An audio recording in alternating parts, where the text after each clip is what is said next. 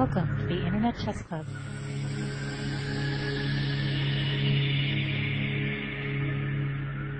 Checkmate. Okay, welcome everyone to my part 3 of the Smith Morra lecture series. Now, as we discovered from part 2 and part 1, we learned in part 1 a lot of basic traps in the Smith Morra basic ideas. In part 2, we learned a lot more advanced ideas and how white gets a lot of play. But in these lectures, we mostly saw only how white gets a big advantage in the Smith Morra. But in this lecture, we'll realize that Smith Morra isn't an automatic win for white, like some people might think after the first 2 lectures.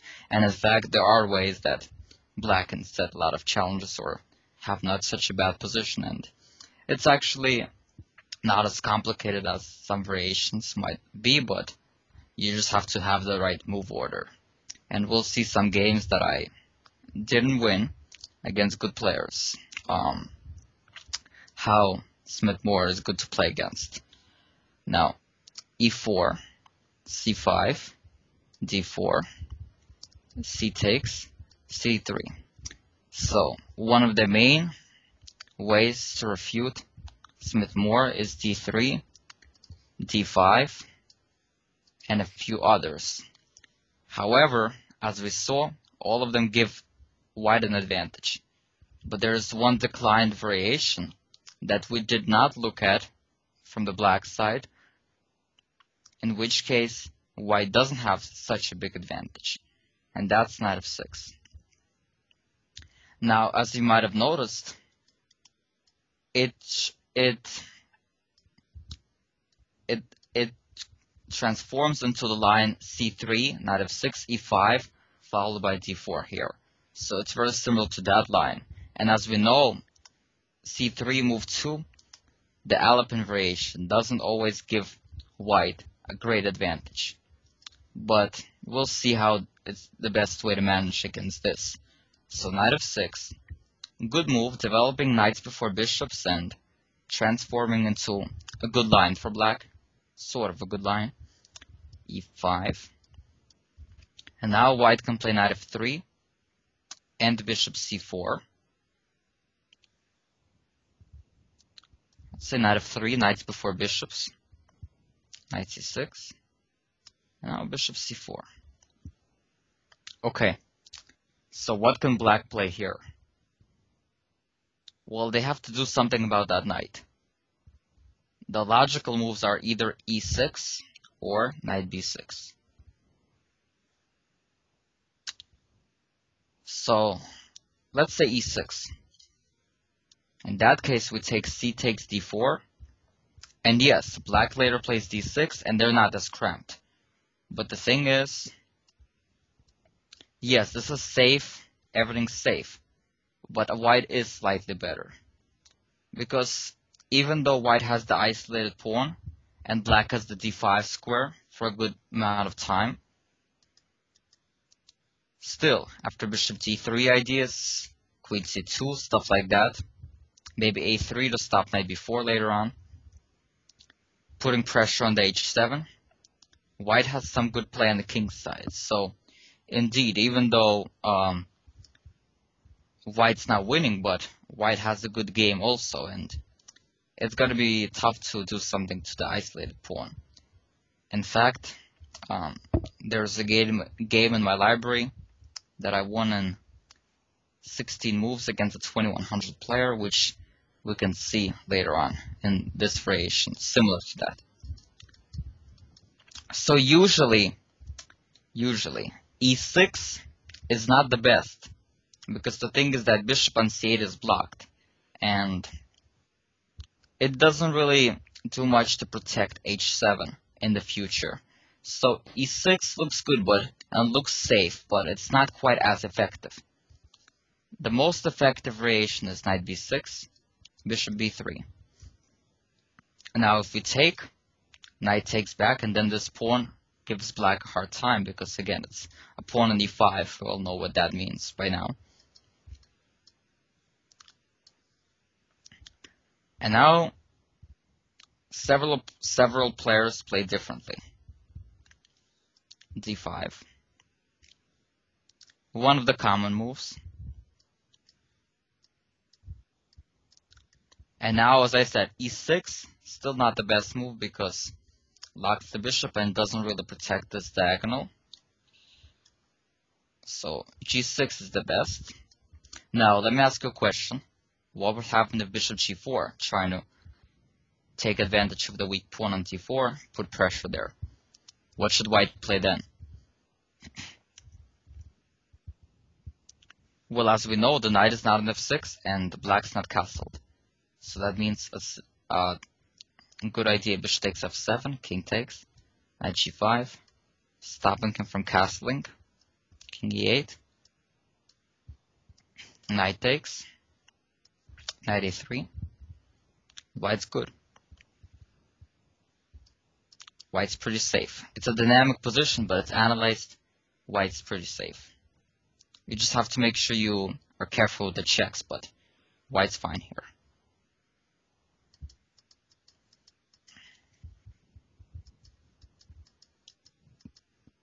So g6. So the idea is not to play bishop g4 until you're castled. Knight c3. And now the threat is bishop g4 indeed. So h3 is the usual line. And now after knight a5, trying to play knight c4. Black's doing well. Maybe even black slightly better because they have control over d5.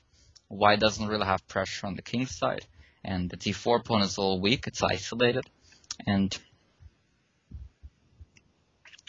white has a good game here. I mean, bishop c2, black has some activity, so this line is probably one of the best lines against Smith Morra of all the lines, because this really is effective and sets a lot of challenges. And it avoids all the problems for black. It's basically the best line. Again, stops the pressure on the diagonal, and then threatening bishop g4. The best combination. Another popular move is bishop e6.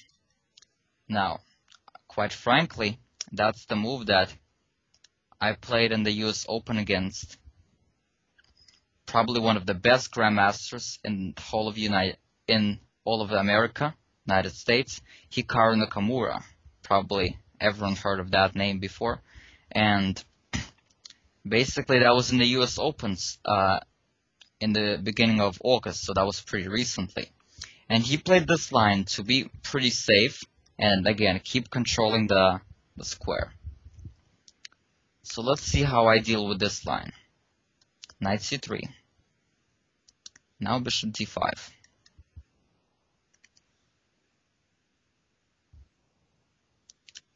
And basically, after this, he really wants to make sure he has all the control of d5, then to play e6, and then, as it turned out later, to castle long.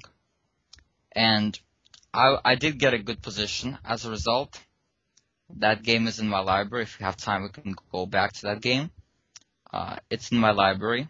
But basically, I got a better position, but he is, of course, very good at tactics, so and it was a pretty quick game, so he outplayed me in tactics in very complicated variations. But the idea is, you know, that these lines are playable against, but the g6 line is really tough to manage. I believe the first few moves were castles. Basically, if he takes the knight, I take back with the queen, pressuring on f7. And if he takes the bishop, it's no point because he already played bishop d5. e6 is played. Bishop takes d5, I believe.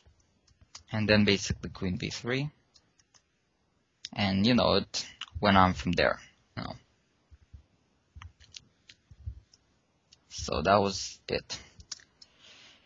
Now, the most unpleasant variation, I would say, I faced against Smith Morra in my whole career. I've been playing Smith Morra is in this game. As you might have noticed, it says Alex Stenderman against Gulko, high-class player. It just was cut off. Basically, it's my game against him also in the US Open, also the Smith Morra. Gulko is a very strong Russian grandmaster.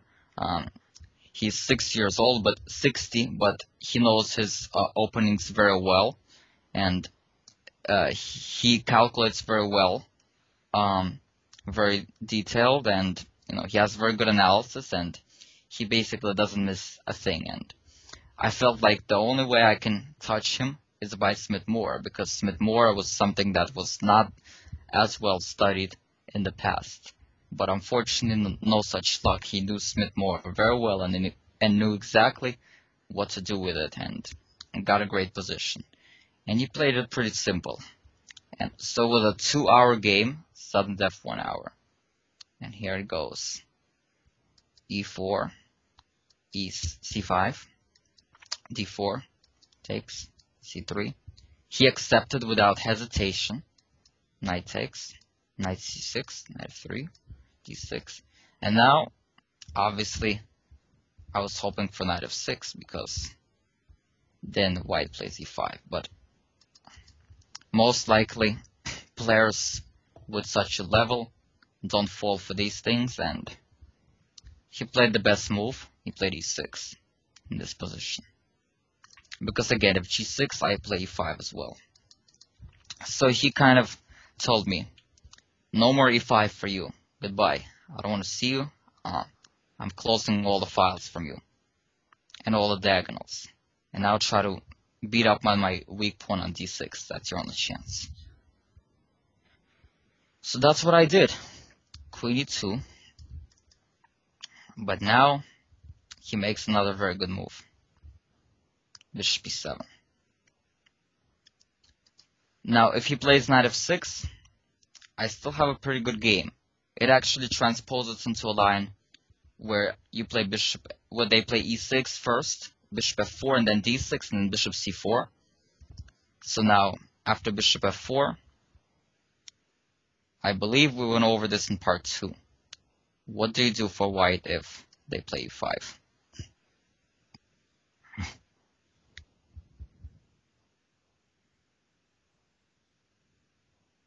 Well, the best move is knight G5.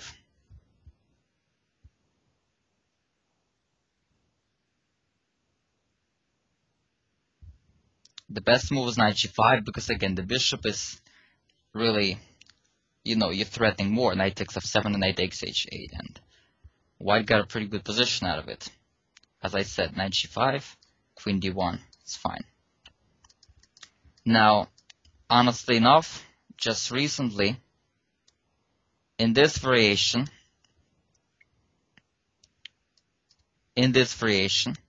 after bishop E6, I lost the game in a quick game to a very strong young player. I believe he's the junior champion for this year, Mark Arnold. Just recently I lost to him after he played bishop E6. Basically, he controlled D4, and he was able to play D5. It was a very complicated, crazy game. I got him into time pressure, but unfortunately, that game he played extremely well. He made all extremely good moves, so I couldn't do anything. But so again, Smith Morra is one thing. It's a tricky gambit. If you realize that people are preparing extremely well for you, then you might want to tell yourself, I know Smith Morra very well, but, if you're a strong player, you might want to adjust to other stuff because overall, still on the Grandmaster level, it's still a tough opening to play no matter what, even if you know it extremely well. And also, after Queen E2, it's still better than the other variation though. After like Bishop E7, White plays Rook D1. And again, as I said, Queen C7, Knight B5, you're threatening E5. And if Knight H5, you can take and then play E5. So, I mean, this is good for White. So, in another game recently, in the Marshall Chess Club, Knight H5 was played by another strong grandmaster, Michael Rode. And, Still, that's not as good as the variation Gulko played, but, you know, I didn't get that pawn very quickly back, although eventually I got it back, and the game ended up being a draw. But this is just to say that there are still a few ways to go about it here, but again, the best move is bishop b7.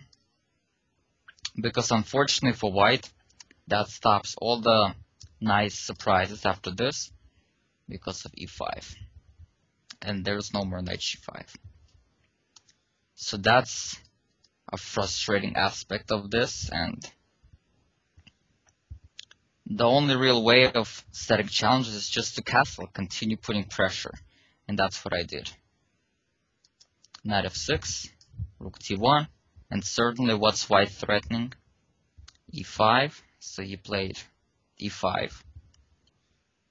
Now his idea is bishop g4. Now here's a critical position. In another game against that same Grandmaster Michael Rode, which I showed you, played knight h5. I once played h3, and then after this, castle.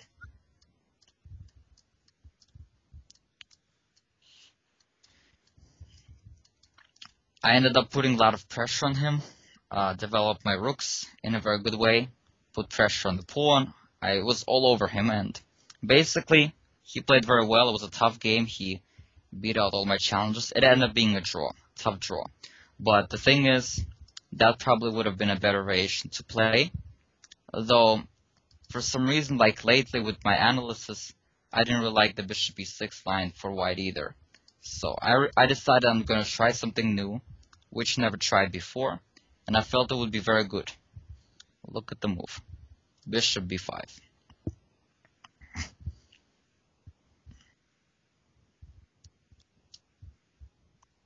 So, what do you think about that move?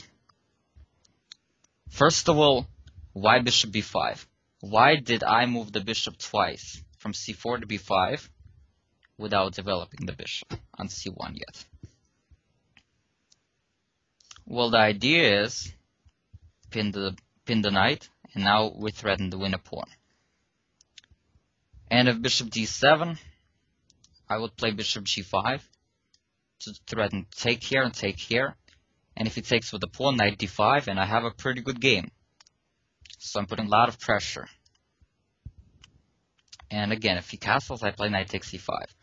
And if he plays something else, like queen somewhere, I can play knight d5 and set challenges to him this way, taking back with the pawn, and it's a knowing position for him. So he made the good move, bishop g4, pinning my knight, so that I can't take it back. But of course, when I looked at bishop e5, I saw bishop g4, and I prepared queen c4 against it. But unfortunately, it just happened that the fact that I was able to indeed get back the pawn, he just had a tremendous game, which you'll see later on. And he's making now simple moves, no complications. I'm trying to complicate, but he just calmly moving his pieces to the right places, and I can't do anything. Rook c8. Of course, rook c8 because, trying to take back with the pawn and keep that pawn on c6 to keep the center later on. Queen a4. Still pinned, so he's putting it into a lot of pressure to do something. I take the pawn. I mean, what else am I supposed to do in this position? So now I'm not down a pawn, but he has a very strong center. Queen a4, trying to tie him down to this c6 pawn. I didn't see what else. Bishop g5, d4, and then c5. It doesn't help, so I decided this first. And now I'm in trouble. A lot of different good looking moves here, but no, nothing good. Rook d3, just plays here. Threatening, bad position. The pin is annoying, but the thing is he's not even recapturing right away because he's thinking that eventually he might even want to keep that bishop because he has two bishops advantage. So he's playing patiently, as you noticed, and He's waiting for what I'll do to see what he should do. Because this will not go away, because it's a pin. And what else? Queen c4, he can play bishop e6, and then c5. So basically I decided I'll just play this. Knight d7, I actually expected c5. c5 would be pretty tough on me, but this move is not worse. And now he has clearly an advantage. He has two bishops. He has a protected passed pawn, and I have a poor bishop. What else does he need? Knight g3. Knight f5. It was not clear. I tried to do something, but unfortunately I weakened my pawns even more, and I strengthened his pawn attack even more. Maybe I should have been a little more patient, play something like that first. I felt this move did something positive because it challenged him. It tells me, go ahead, take it, or move the bishop, but it turned out that this was good for him as well. And rook a8, bishop b2. He's threatening this, basically. And I have to defend it somehow. I'm thinking rook c1 later on. I mean, what else? And I'm thinking also, if this, we can play this. So I'm trying to find ways to defend, somehow set challenges, somehow do something. Hopefully he'll make a mistake. But he didn't. Here I finally tried something. It was a desperate position. If I move rook b1, he takes on a2. If I move here, he plays d3 and e4. I'm just dead in all of these positions. So this was my only move.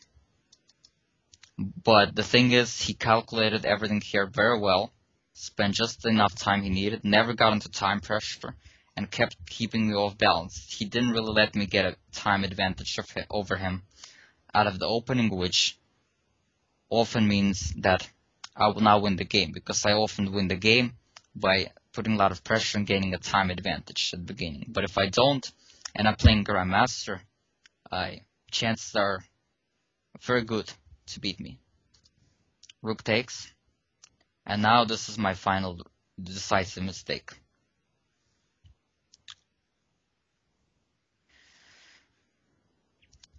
In this position, if I take, he of course mates me, and he's threatening mate and this pawn. When I played rook c1, I thought that this variation is good for me. Watch this. Takes.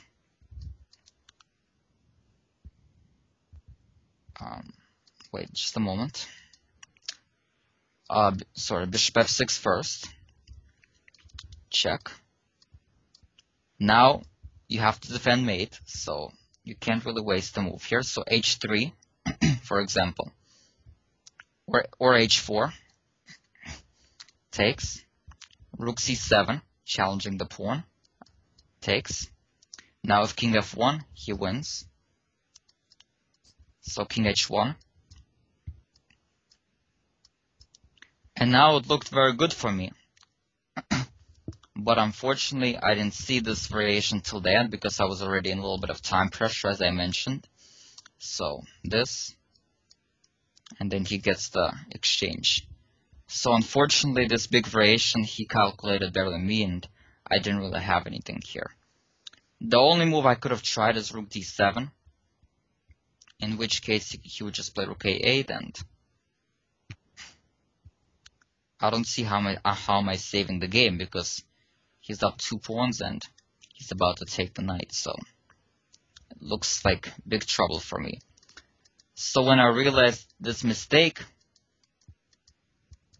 that I didn't calculate the variation till the end, I realized that I have to play rook f1. And this tempo loss was key to my loss, because after that, everything, he just won by force. Perhaps, after rook f1, I still had drawing chances.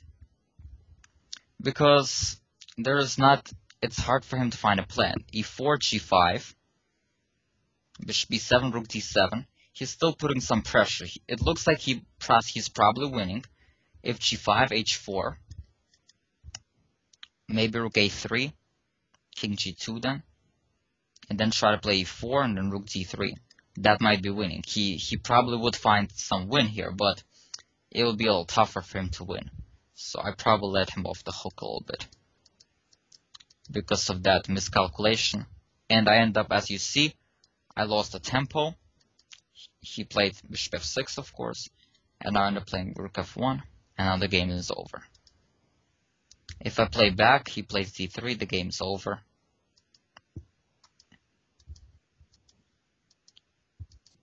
And now the game is over. I can't do anything because my knight is in such a bad position that it's basically trapped. If he takes, his next move is Rook A1, and I can't do anything to stop the pawn because the C3 square and everything else is unavailable because of that great bishop on F6. So basically, and my knight can't move because of the rook. So as a result, I was so tied down that I had to resign in a few moves. And I can't take because of the mate, so I played Rook takes F6, I didn't see anything else. Because he takes, it's lost. And now F takes. If F takes King G7, I'm losing. I'm gonna be down a lot of material. E2. And now a very clean win. Rook D1. And I resigned because if knight takes D1, Rook A1. No defense from Rook takes D1 or Rook takes C1. Mate.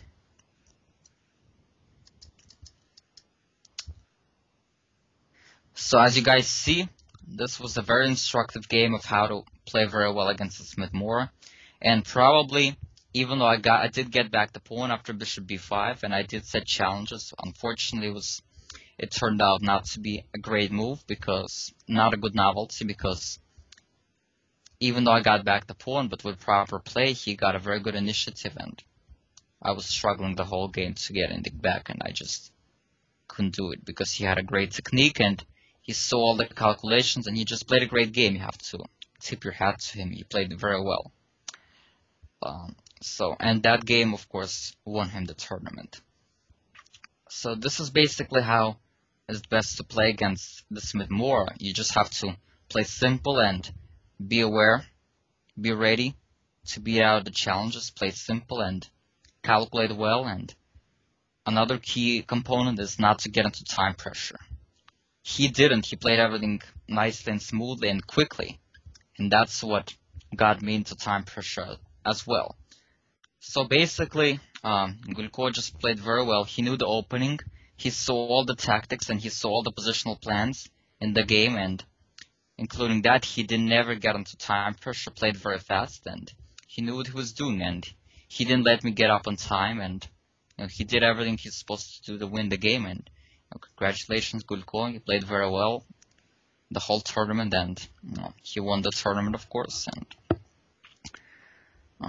hopefully, for you guys, when you play Smith Morra, you won't end up playing opponents as tough as him. But just from now on, don't play knight bishop b5 anymore. Just simple idea is for everyone. Just simply develop new pieces. Don't move a piece twice unless you're sure. And that's a very good thing to understand in chess, even for my level. So basically, we discussed the knight f6 line, and we recapped some good ways that black can play against the Smith Morra. Now, I have some very good Smith Morra positions and very good Smith Morra games in my library. Have games against Nakamura, this game Gulko, which we analyzed deeply, and quite a few others. Very good games, a 60-move win. Another very good win on the knight f6 line. They're all very instructive.